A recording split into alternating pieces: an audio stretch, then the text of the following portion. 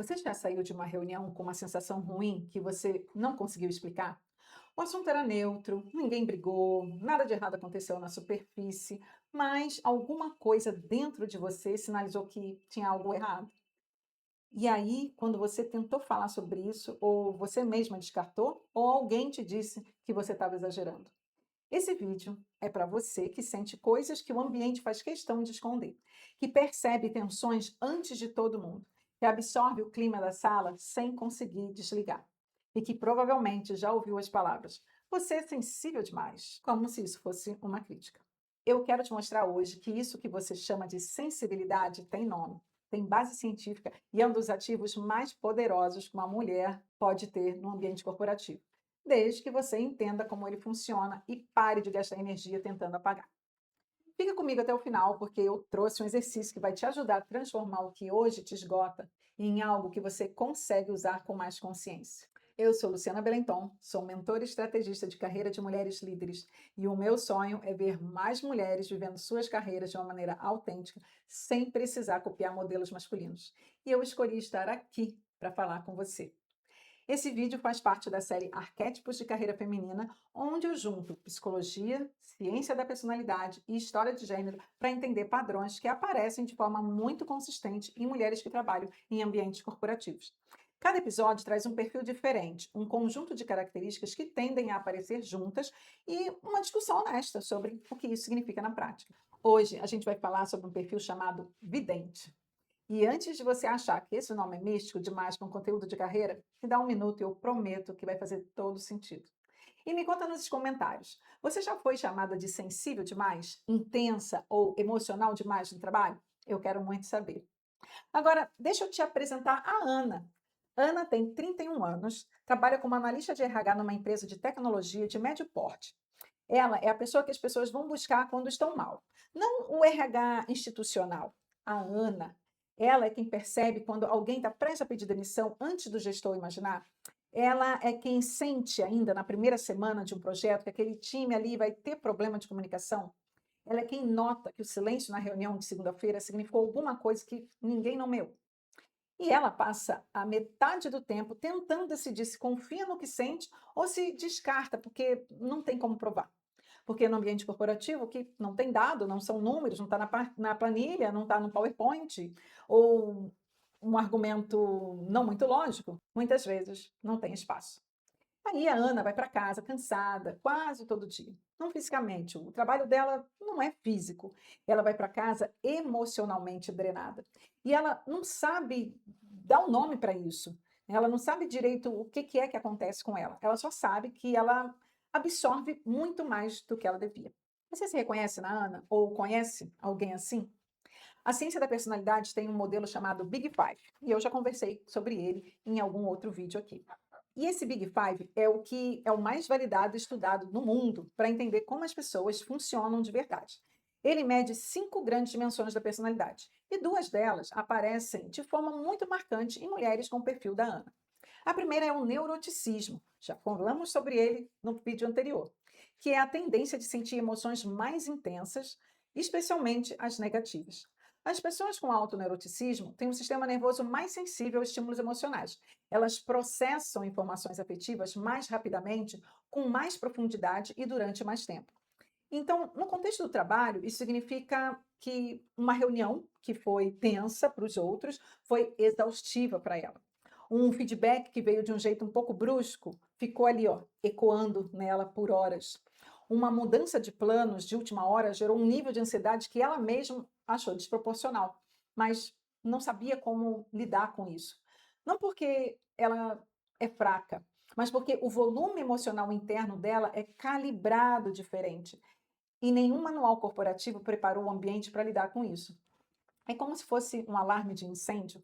O alarme de incêndio, ele é calibrado para um pouquinho mais, né, então se tiver uma fumaça, né, se você está na cozinha e teve a comida ali, né, acabou dando uma fumaça maior, gerando uma fumaça, o alarme vai soar. Não tem incêndio, só é a fumaça. O que acontece dentro da Ana é isso, ele não teve um incêndio, foi só a fumaça, mas o sistema dela ficou alarmando. O segundo traço que aparece forte nesse perfil é a abertura a experiências. Essa dimensão que mede o quanto uma pessoa é curiosa, criativa, receptiva a ideias novas e é capaz de fazer conexões entre coisas que parecem não ter relação. Pessoas com uma alta abertura têm um modo de processar informações que é mais amplo, menos linear e mais associativo. Quando você junta autoneuroticismo com alta abertura, você tem uma pessoa que sente muito e percebe muito ao mesmo tempo. Ela capta padrões emocionais no ambiente que outros não percebem, porque simplesmente não estão sintonizados ali naquela mesma frequência.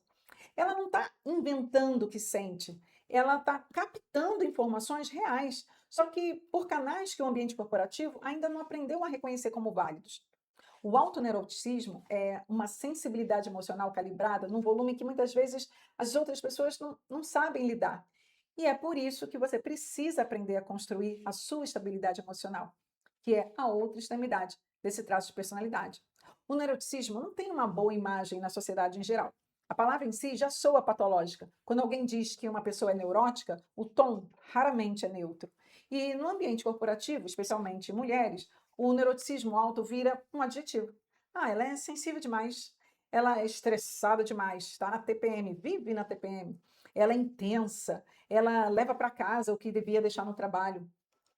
Mas a ciência da personalidade mostra que um alto neuroticismo está associado a uma capacidade maior de antecipação de riscos.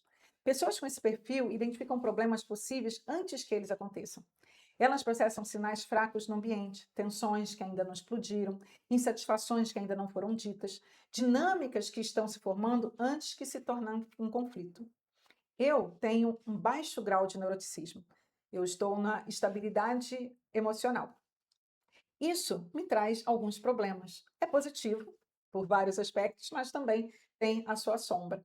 Porque todo traço de personalidade é assim: tem o lado positivo, o lado negativo, tem virtudes e tem defeitos. Então, ter um baixo grau de neuroticismo me dificulta a perceber os riscos. E aí, meu amor, é onde muitas vezes alguém, ó, me passa a perna. Bom, voltando a Ana, tem um estudo feito na Universidade de Liverpool que mostrou que pessoas com alto grau de neuroticismo têm uma atividade neural maior em regiões do cérebro associadas à percepção de ameaças sociais e à simulação de cenários futuros. Isso significa que elas literalmente processam mais informação social do que a média da população.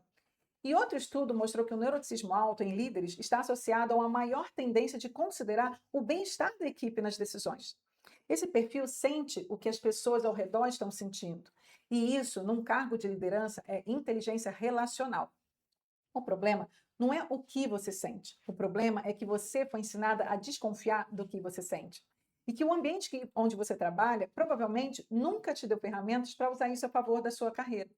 Agora, quando a abertura à experiência entra nessa combinação, o perfil fica ainda mais específico. A alta abertura está relacionada com uma forma de pensar que os pesquisadores chamam de pensamento divergente. Em vez de ir do ponto A ao ponto B, em linha reta, o pensamento divergente vai do ponto A e explora 7 diferentes opções antes de chegar no B. E pelo caminho percebe coisas que o pensamento linear não teria visto. Eu tenho alto grau de abertura e a minha cabeça funciona exatamente assim. Pessoas com alta abertura percebem padrões, elas conectam informações que parecem não ter relação. Elas enxergam o quadro maior quando todo mundo está olhando apenas por uma parte. E elas costumam ter intuições que, quando exploradas, se revelam como análises muito sofisticadas que elas não conseguem explicar logo de cara. Isso, combinado com alto grau de neuroticismo, cria uma pessoa que não apenas sente muito, mas que conecta o que sente com padrões de comportamento, dinâmicas de grupo, histórias que se repetem. Ela sente e analisa ao mesmo tempo. Ela processa emocionalmente e intelectualmente de forma quase simultânea. E aí aparece o esgotamento. Porque esse processamento duplo, constante, num ambiente que não oferece espaço para ele, consome uma quantidade enorme de energia. É como se você estivesse rodando 2 programas pesados ao mesmo tempo no seu computador, enquanto todo mundo ao redor só roda um. Você não é sensível demais. Você está processando mais informação do que o ambiente reconhece. Isso é completamente diferente. Carl Gustav Jung, um dos maiores psicólogos do século XX, descreveu algo que ele chamou de tipos psicológicos. Uma das funções que ele identificou é a função intuitiva, a capacidade de captar informações que não estão imediatamente visíveis, de perceber o potencial de uma situação, de ter insights que chegam antes do raciocínio lógico conseguir explicar. Esse é o arquétipo da vidente. E Jung não estava falando de algo místico, ele estava descrevendo um modo de processar informação que é real. Pessoas com função intuitiva predominantemente captam o que está por baixo da superfície. A tensão que não foi dita, o padrão que se repete, a motivação que ninguém explicou, mas que está ali movendo a decisão.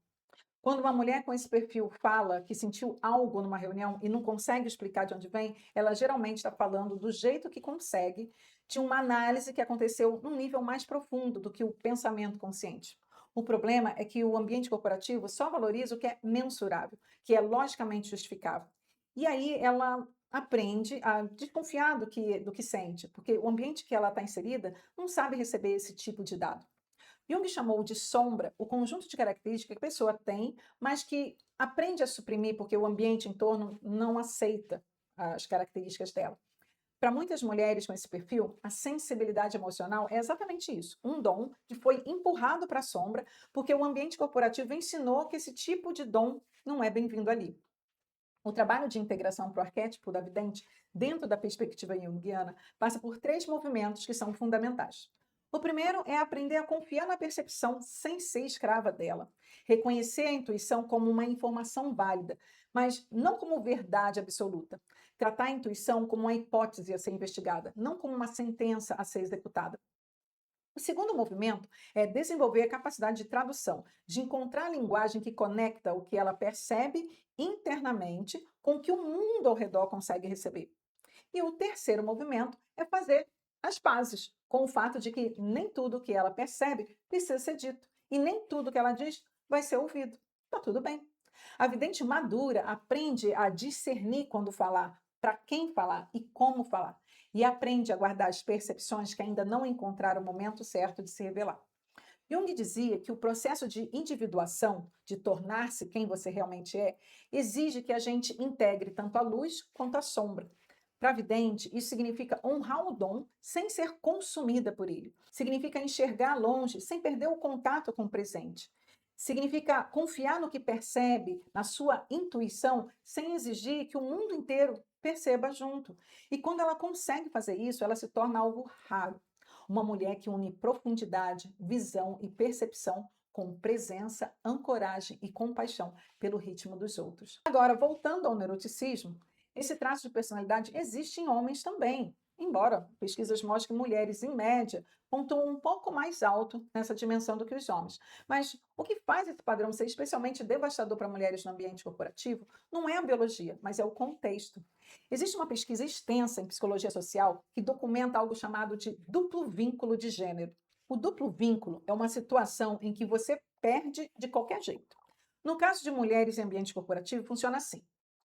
Se ela demonstra emoção, é chamada de sensível demais, imatura, instável. Se ela suprime a emoção e age de forma mais contida, é chamada de fria, distante, de ter dificuldade de se relacionar com os outros. Tem até estudos que mostram isso. A professora de psicologia social, Alice Eagley, documentou esse fenômeno em décadas de pesquisa. Ela mostrou que as expectativas sobre como mulheres devem se comportar numa liderança são contraditórias. Se espera que as mulheres sejam empáticas e relacionais, porque isso é considerado feminino, mas também que sejam assertivas e decididas, porque isso é considerado necessidade de liderança, mas vinculado ao masculino.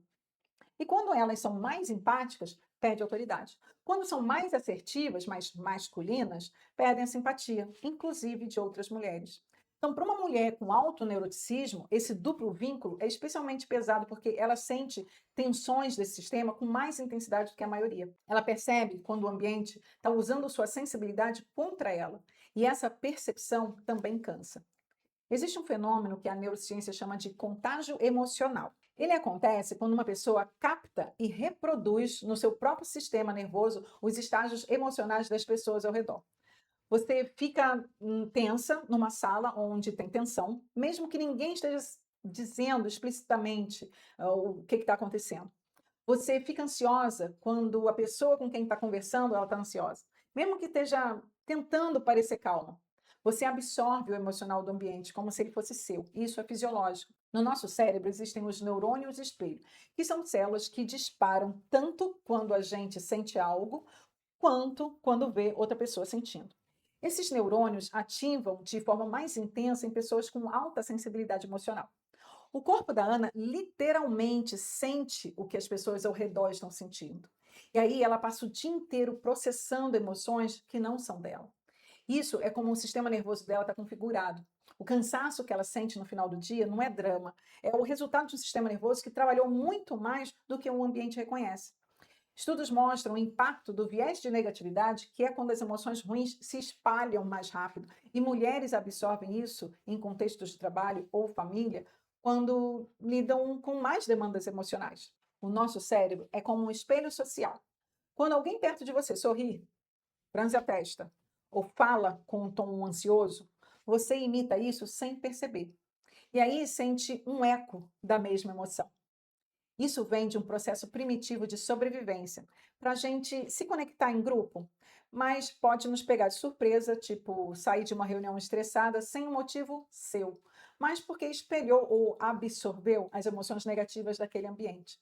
E também tem um mecanismo que acontece com muita frequência com mulheres com esse traço de personalidade, que é o gaslighting emocional. O gaslighting é quando alguém te faz duvidar da sua própria percepção de realidade. E ele pode acontecer como parte de uma cultura corporativa que sistematicamente desvaloriza formas de percepção que não são lógico-analíticas. Então, não necessariamente o que fazem com a pessoa é maldade, pode não ser intencional. E funciona assim: você percebe, tem uma intuição, né, que tem algo errado numa dinâmica da equipe. Aí você fala o que você está sentindo. A reação é: ah, você está exagerando, ah, não foi bem assim, você precisa ser menos emocional. Você internaliza. Na próxima vez, você percebe de novo, mas aí você se cala, porque já aprendeu que o que você sente não vai ser bem recebido. E aí o problema que você viu primeiro é confirmado depois por uma outra pessoa, de um outro jeito mais racional. E ninguém se lembra que você já tinha percebido isso antes. E aí, com o tempo, você vai perdendo a confiança no que você percebe, você vai perdendo a confiança na sua intuição. Começa a se perguntar se o que sente é real, se não está projetando, se não é paranoia. E aí, a energia que deveria ir para a sua carreira vai para esse trabalho interno de validar e invalidar as próprias percepções. Esse é um processo de supressão emocional e isso tem um custo. Mais erros cognitivos, mais dificuldade de tomar decisões, mais cansaço, mais ansiedade. Suprimir o que você sente não protege a sua carreira, ela cobra um preço. E cada vez que você silencia o que você percebe, para não parecer emocional demais, você está gastando energia com o problema errado. A virada de chave para mulheres com esse perfil não vem de aprender a sentir menos. Isso não existe. Você pode aprender a regular melhor, pode desenvolver estratégias para não ser completamente arrastada pelo que você percebe. Mas você não vai mudar o volume emocional do seu sistema nervoso. E não precisa. O que você precisa é entender que a sensibilidade que você tem é um dado, não é um defeito, é informação. E o que muda é o que você faz com ela. Vou te dar um exemplo. Quando a Ana percebe que tem uma tensão se formando na equipe, ela tem duas opções. A primeira é que ela geralmente faz, né? Ela absorve, carrega, fica ansiosa e trava, porque não sabe se é real. A segunda é tratar a percepção como um dado, como uma informação. Ela pode transformar o que sentiu numa pergunta estratégica, numa conversa individual com alguém da equipe, numa proposta de alinhamento. Ela pode usar o que percebeu para agir, em vez de usar para sofrer. A diferença entre a mulher que é dominada pela sua sensibilidade e a mulher que usa a sensibilidade como vantagem não está no que ela sente, está no que ela faz com o que ela sente. E isso é algo que dá para desenvolver. Tem uma meta-análise que juntou resultados de mais de 100 estudos que mostrou que a inteligência emocional, que é a capacidade de perceber, entender e gerenciar emoções, tanto as suas como as dos outros, é um preditor de significativo desempenho e liderança. É um estudo da Universidade de Michigan, conduzido por Kim Cameron. Mostrou que ambientes com liderança positiva, caracterizado por cuidado genuíno com as pessoas, atenção às dinâmicas relacionais e feedback construtivo, têm indicadores substancialmente melhores de produtividade, retenção de talento e inovação. As características desse tipo de liderança são exatamente as que aparecem em pessoas com alto grau de neuroticismo e alta abertura, quando elas aprendem a usar esse perfil com consciência. A sensibilidade que o ambiente chama de fraqueza é a mesma que a pesquisa identifica como diferencial de liderança. A pergunta é: você está usando ela ou está tentando esconder? Se você está reconhecendo alguma coisa de você aqui, faz o favor, Se inscreve no canal e ativa o sininho. Cada episódio dessa série traz um perfil diferente com a mesma profundidade e você vai querer acompanhar. Tem muito mais pela frente. Bom, quando a gente fala sobre sensibilidade feminina no ambiente corporativo, a conversa quase sempre vai para um lugar de como gerenciar melhor as suas emoções. Como se o problema fosse a mulher que sente muito e não o ambiente que não tem capacidade de receber esse tipo de informação. Eu não acho que o trabalho de desenvolvimento é só seu. Eu acho que uma parte importante desse trabalho é entender o sistema em que você está inserida e decidir conscientemente como é que você vai se relacionar com ele. Não adaptar quem você é para caber no sistema, mas aprender a navegar o sistema sem se perder no processo, já que você não consegue mudar o sistema. Então, tem que agir no que você tem o controle. Outra coisa, existe uma narrativa muito comum de que as mulheres são naturalmente mais emocionais do que os homens, como se isso fosse biologia pura. A pesquisa em psicologia social mostra que parte importante do que interpretamos como diferença emocional entre gêneros é resultado de socialização diferenciada. Meninas aprendem mais cedo a nomear emoções, são mais reforçadas para expressar as emoções. E as mulheres são mais punidas quando as emoções aparecem num contexto errado, como o ambiente de trabalho. Porque algumas emoções são vistas como fraqueza e coisa de mulher. Afinal, homem não chora e quem chora é mulherzinha. Eu tenho certeza que você já ouviu isso antes. Ou quem sabe você mesma já falou isso para um menininho, para ele poder parar de chorar. O que eu vejo nas mulheres com quem eu trabalho é que, quando elas param de tentar apagar a sensibilidade e começam a entender essa sensibilidade, elas param de gastar energia com o problema errado. Elas param de se desculpar por perceber o que percebem. E começam a usar o que sempre souberam como dado profissional, porque é exatamente isso que isso é. E se você quiser continuar essa conversa fora do YouTube, me segue no Instagram, @lubelenton. Eu posto conteúdo sobre carreira feminina, traço de personalidade e transformação corporativa de forma bastante direta. Te espero lá. Bom, gente, a Ana, a personagem que eu trouxe no começo, vai para casa cansada todo dia. E o cansaço dela não é frescura, não é drama, não é falta de resiliência. E o resultado de uma pessoa que foi treinada a desconfiar do que percebe, que absorve o estado emocional do ambiente, porque é assim que o sistema nervoso dela funciona e que nunca foi ensinada a tratar isso como informação. Se você se reconheceu na Ana, eu quero que você saia desse vídeo com uma coisa clara. O que você sente é informação. Não é fraqueza, não é exagero, é informação. E quando a gente trata a informação como dados, isso pode mudar completamente a forma como você se posiciona, toma decisões e ocupa um espaço. Você precisa aprender a usar o que sente para andar para frente, não para ficar parada tentando decidir se é real ou não. Então, agora eu vou trazer uma ferramenta para você usar durante a semana e que leva cerca de 10 minutos por dia. E isso tem um efeito significativo em como você se relaciona com o que percebe no trabalho. O exercício se chama Diário de Percepções e funciona assim. Durante a primeira semana, ao final de cada dia de trabalho, você reserva 10 minutos e responde 3 perguntas. Primeira, o que eu percebi hoje que não foi dito em voz alta? Pode ser uma tensão, uma mudança de humor em alguém, uma dinâmica que você sentiu, mas que ninguém nomeou. Escreve, sem censurar. Segunda pergunta: eu agi com base nessa percepção ou descartei? Se eu descartei, por quê? Aqui você começa a perceber o quanto da sua capacidade de leitura de ambiente você silencia por hábito. Terceira pergunta: se eu tratasse o que eu percebi como informação, qual seria a ação mais útil que eu poderia ter tomado? Não precisa ter sido possível na época, só imagina. No final da semana, releia tudo que você escreveu e observe quantas das suas percepções foram realmente confirmadas. Isso te ajuda a começar a calibrar a confiança no que você percebe, a confiança na sua intuição, e para ver com clareza o quanto você descartou e poderia ter usado. E se você chegou até aqui, eu quero muito saber: você se reconheceu no perfil da Ana? Escreve nos comentários uma coisa que você percebe no seu ambiente de trabalho que ninguém mais parece notar. Vai ser uma conversa boa. E se você conhece uma mulher que sempre foi chamada de sensível demais no trabalho, manda esse vídeo para ela, porque às vezes o que a gente mais precisa é saber que o que a gente sente tem nome e tem valor. Só precisa aprender a usar. Muito obrigada por ter ficado até aqui nesse vídeo. Te vejo no próximo episódio com o arquétipo da sábia silenciosa. Bora lá?